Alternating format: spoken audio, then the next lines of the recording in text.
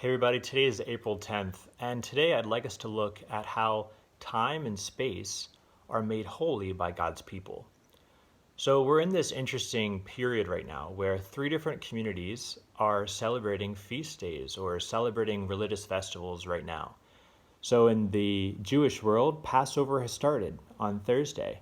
And then in the Western Christian world, this week is Holy Week. And for the Orthodox world, this coming week is Holy Week.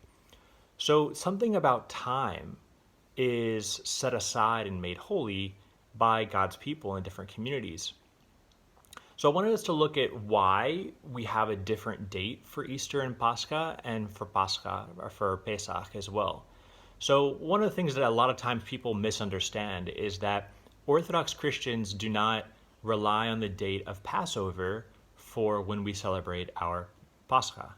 What it actually is that the First Ecumenical Council in 325 declared that the date of Pascha would be on the first Sunday after the first full moon after the vernal equinox. The problem is that we determine the date of the first full moon and the date of the vernal equinox in advance. So the Jewish world uses one calculation for when those dates occur. The Orthodox world uses a different date, and the Roman Catholic Church uses its own date.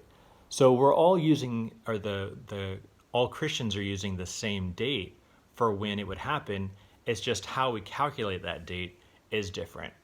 So I just wanted to start off with that, since people all around the world are celebrating different things this weekend.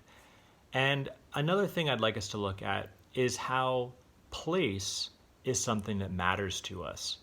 When we're looking at the story of Joseph and his brothers, we see that Joseph take care of his father's body when he dies, that they make sure that they send his body back to the land of Canaan.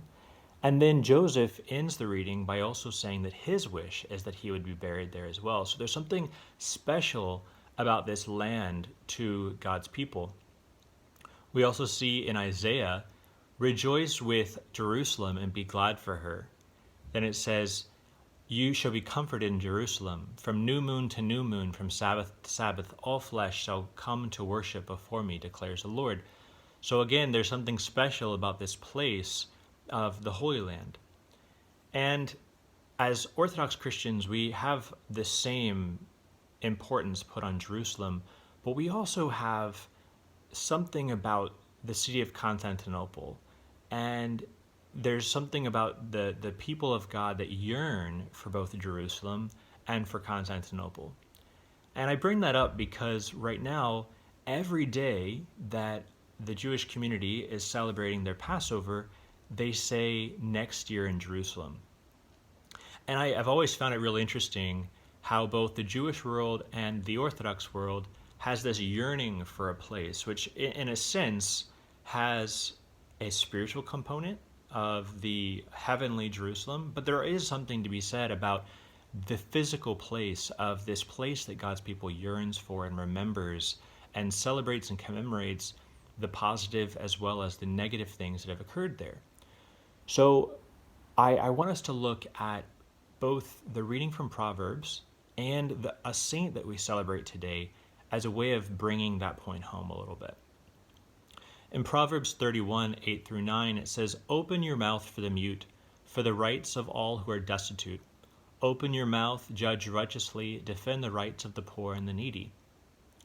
So this is a call for us to action, for those in leadership to make sure that the rights of those who are in need are taken care of.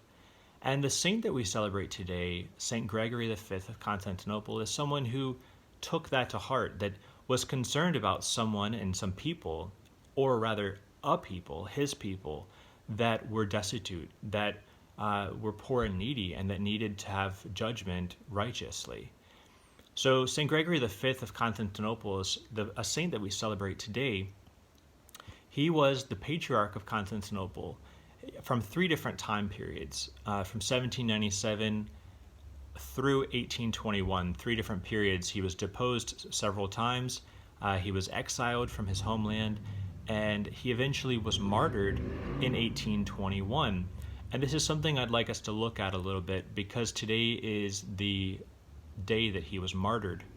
So Saint Gregory was the Patriarch of Constantinople, and on the night of Pascha, after they had celebrated the service, him and all of his bishops around him, he was still in his vestments, and the Ottoman Sultan had sent the order for him to be killed.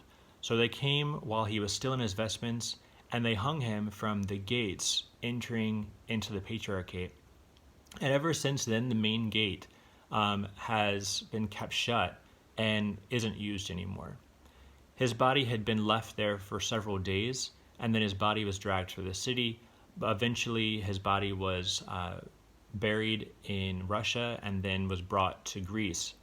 He's set up as an example of a martyr for God's people, for his community, but it was also an important moment in Greek independence. So it's a dual celebration, both for the Greek people, but also for the church at large. So I mention this because Saint Gregory was someone who was concerned for his people and for the injustice that was being had against them.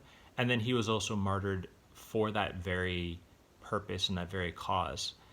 So there's a holiness, there's a sadness that when we think of Constantinople and the different things that have happened there, but we also celebrate God's victory in the midst of it. That though he lost his life, we remember him still, and we still celebrate Pascha. We still celebrate the joy of the risen Lord in the midst of anything else that's going on. So today we look at the importance of place, of Jerusalem, of Constantinople, but we also look at the importance of time, of celebrating Pascha, celebrating Pesach for Jewish community, that time and place are sanctified when God is given the glory. So may we give glory to him this weekend, whether we are celebrating with our Orthodox family or celebrating through shared joy with our Western friends, or sharing our celebration with our Jewish friends through wishing them well during their celebrations this week. I hope to see you tomorrow as we celebrate Lazarus Saturday in the Orthodox Church. Amen.